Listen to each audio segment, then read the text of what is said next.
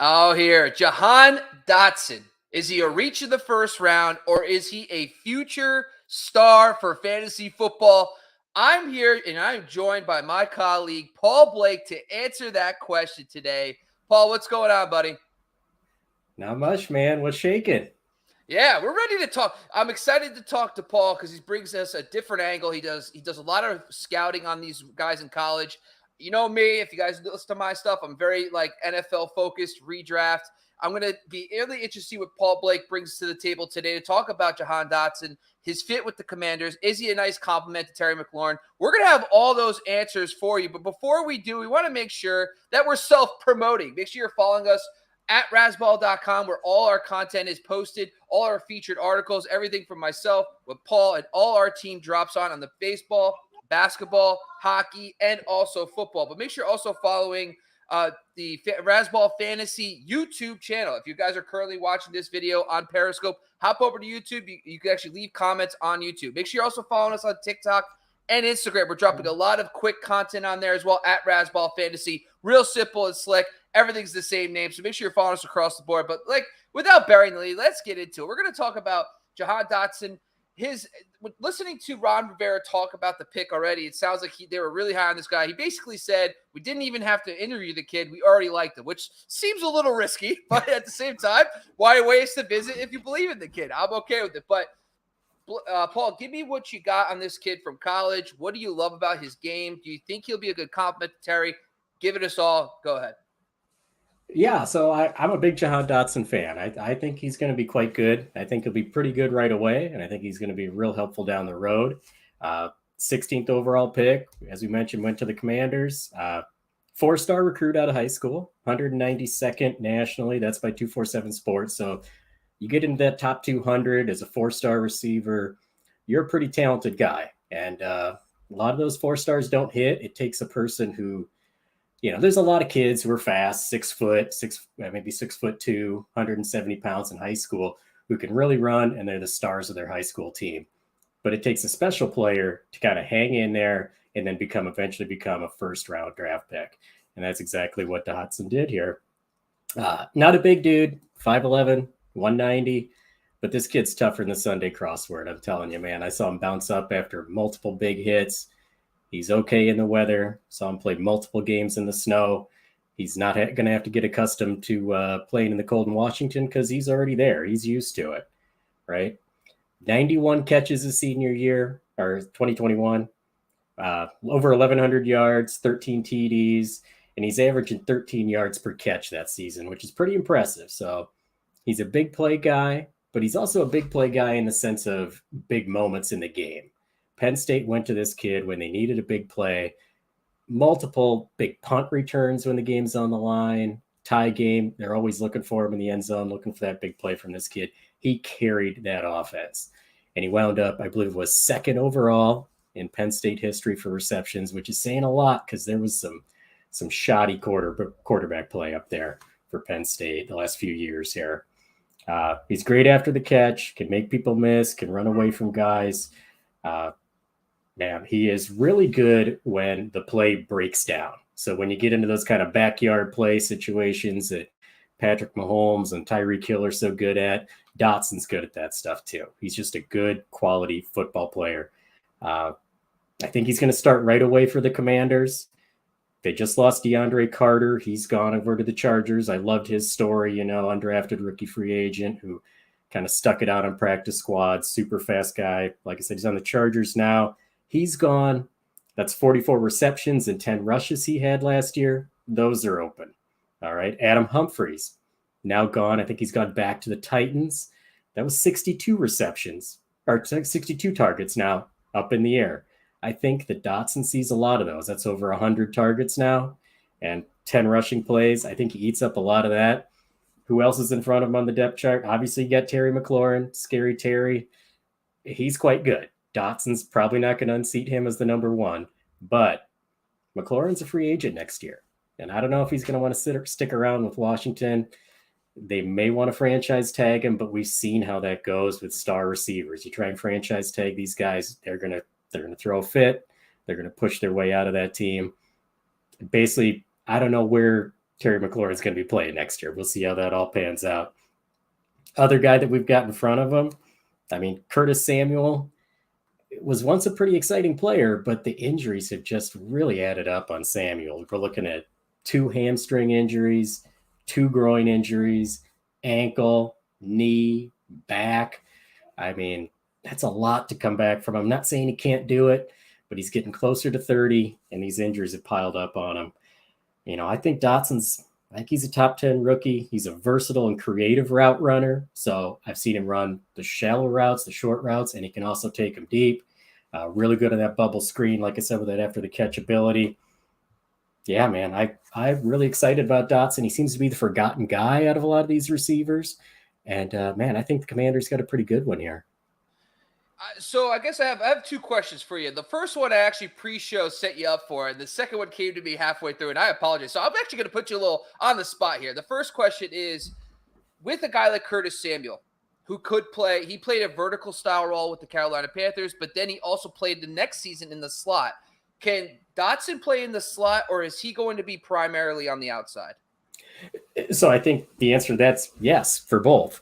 He can play both. I would think that they will put him in the slot to start, just to kind of get that dynamic, get his dynamic playmaking on the field right away. And he's also, like I mentioned, he's a smaller guy. They don't want him to get buried in with this press coverage. These bigger corners in the NFL who are much better at that. He faced a lot of zone in the Big Ten. He ate up Iowa, and Iowa runs that cover 3 defense basically every single play of the game. They're running cover 3. I bet they run cover 3 probably 80-90% of the plays that they run. And Wisconsin, they don't want to get up there and press them because Wisconsin likes to blitz. Many of the teams, they just rather play off and play zone for Dotson. So while I've seen him get off man coverage, haven't seen him do it in the NFL, haven't seen him do it against top flight corners. And I think they may want to kind of give him that cushion, get him off that man coverage by keeping him in the slot, maybe move him around, kind of a lot of pre-snap movement to try and avoid that press coverage. Okay, all right, so his player comps are Tyler Lockett, John Brown, and Deshaun Jackson, who all had success in the NFL. So I don't hate the comps, and all had relatively nice success as rookies, right around 10 points in PPR their rookie season. But of those 3 guys, is there one that stands out as the best fit for Dotson?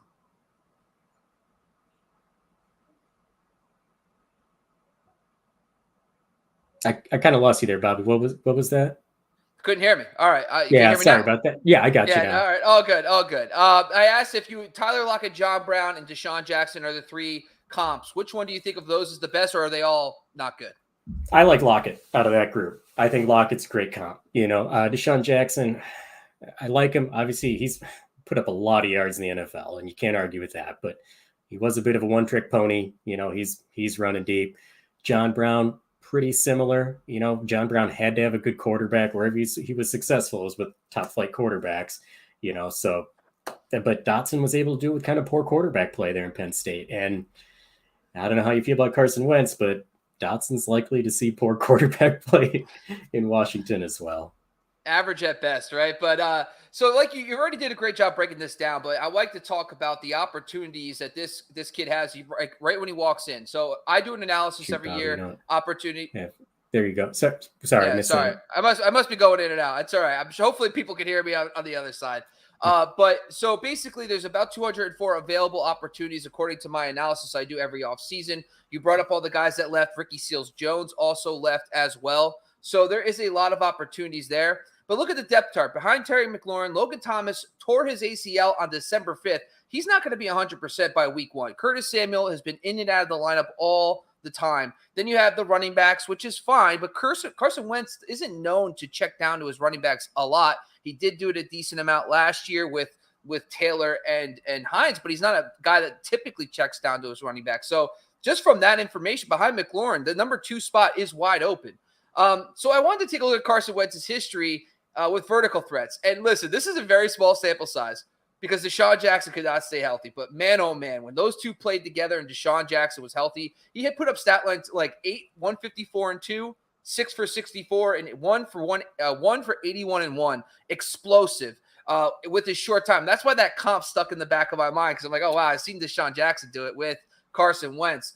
The other thing here, though, is the only guy that kind of fits the mold a little bit of a smaller, more of a vertical threat kind of guy is Nelson Aguilar. And Aguilar played alongside Alshon Jeffrey. Jeffrey had, and you could think Jeffrey would be the primary target along with McLaurin. Nelson Aguilar was the number 2. Aguilar in the 2 main seasons that he played with Wentz, wide receiver 28, wide receiver 51, kind of all over the place. But at least we see there was a scenario where he supported a second top 30 wide receiver, someone that was more of a vertical threat down the field like a Nelson Aguilar.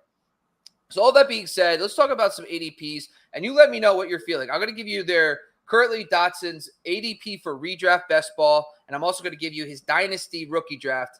Right now he's going 65th, wide receiver 65, overall 160. His dynasty is 6th overall for rookie draft. So what do you think those are appropriate? Give me your thoughts on his current ADP. Yeah, I'm by all day on that redraft. I think that's just too low for him. As you mentioned, Aguilar, to be honest, Aguilar might be his equal, maybe even his better as far as just pure athleticism goes, but Dotson doesn't have that drop problem that Aguilar has. I mean, gosh, Stonehand's just dropped so many wide open passes. I don't see Dotson doing that. He didn't do that in college. I don't think he'll do that in the pros. So I think you could probably split the difference between that. What do we have, 28 and 50? I think maybe you could kind of split the difference on that, which means if he's 65, you're getting a buy at that situation. Now, as far as that first year rookie draft, 6th overall, I think that's a fair price. I wouldn't go much higher than that, but I don't think he belongs much lower than that either. So, I think 6th is good. If you can get him after 6, that's great. But I would not push him up too much higher than 5 or 4. I think there's better options there. Okay. Yeah, I think that based on what I've learned from him and diving into all this stuff, I think he is a buy at his wide receiver 65.